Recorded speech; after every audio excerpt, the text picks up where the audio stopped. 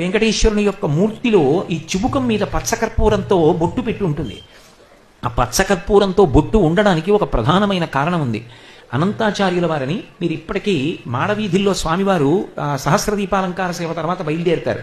బయలుదేరి ఆ మాడవీధుల్లో వెడుతున్నప్పుడు ఆ మొట్టమొదట మాడవీధుల్లో వెళ్ళినప్పుడు ఎడంచేతి వైపుకు వెడితే అనంతాచార్యుల వారిని ఆయన బృందావనం కనపడుతుంది.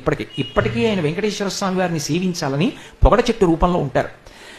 రామానుజాచార్యుల వారి మీద ఉన్నటువంటి అపారమైన భక్తితో ఆయన ఆ లోపల ఒక కోనేరు కట్టారు. ఇప్పటికీ ఆ కోనేరు ఉంది, మీరు లోపలికి వెళ్ళి చూస్తే కనపడుతుంది. ఆ పొగడ చెట్టు కూడా ఇప్పటికీ ఉంది ఆయన బృందావనం.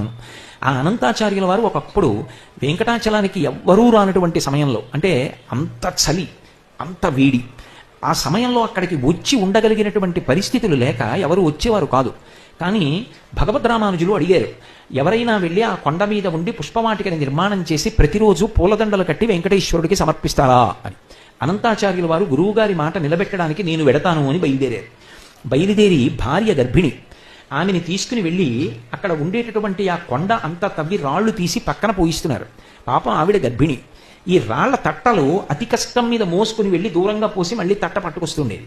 వెంకటేశ్వర స్వామి చూశారు, అయ్యో నాకు రోజు పుష్పకైంకర్యం కోసమని గర్భిణి అయినటువంటి భార్యతో రాళ్ల తట్టలు ఎత్తిస్తున్నాడు, నేను వెళ్ళి సేవ చేస్తానని ఒక బాలుడి రూపంలో వచ్చి అడిగారు. తాత నేను పట్టుకెడతాను రాళ్ల తట్ట అని.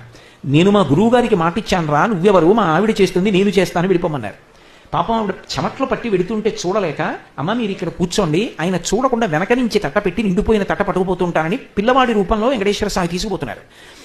ఏమిటి గర్భిణి అయిన భార్య ఇంత తొందరగా తట్ట తీసి తట్ట పెట్టేస్తోందని అనంతాచార్యుల వారు వెనక్కి తిరిగి చూశారు. చూస్తే ఈ పిల్లవాడు కనబడ్డాడు. ఈ పిల్లవాడు తట్ట పట్టుకెళ్ళిపోతున్నాడు, వద్దన్నా మాట వినలేదని కోపం వచ్చి పట్టుకుని కొడతానని వెంటబడ్డారు. ఆయన అప్రదక్షిణంగా పరిగెత్తారు ఆ మాడవీధుల్లో. పరిగెత్తినప్పుడు అనంతాచార్యుల వారు కూడా పరిగెత్తారు. పరిగెత్తి ఆయన ఆనందనిలయ విమానంలోకి వెళ్ళిపోతున్నాడు ఆ పిల్లాడు. ఈయనకి కోపం వచ్చి పిల్లాడు గుడిలోకి పారిపోతున్నాడని చేతిలో ఆ కొండ తవ్వుతున్నటువంటి గుణపం విసిరేస్తే గుణపం వెళ్ళి తగిలింది వెంకటేశ్వర స్వామికి. గడ్డం బద్దలైన ఎత్తురు కారింది. సాయంకాలం పుష్పమాల పట్టుకుని గుడిలోకి వెళ్ళారు. ఈ గడ్డం అంతా వాచిపోయి బద్దలై నెత్తురు కారి మాంసం చిమ్మి ఉంది. అర్చకులు తెల్లబోయారు, ఇదేమిటి ఇలా ఎందుకయింది అని. అప్పుడు ఆయన చెప్పారు, అనంతాచార్యులకి సేవ చేయడానికి అడిగితే నన్ను గడ్డం పెట్టి కొట్టాడు, నన్ను గుణపం పెట్టి కొట్టాడు గడ్డం మీద, గడ్డం బద్దలైంది. ఈ కొండ మీద నేను ఉన్నప్పుడు పరమభక్తితో ఉన్న వాళ్ళ చేతి దెబ్బలు కూడా నాకు ఆభరణాలు ఏవి లోకానికి తెలియడానికి పచ్చకర్పూరపు ముద్ద పెట్టండి అని చెప్పారు. అందుకే ఆనాటికి ఈనాటికి కూడా వెంకటేశ్వర స్వామి వారి ధ్రువమూర్తికి ఇక్కడ పచ్చకర్పూరంతో ముద్ద పెడతారు.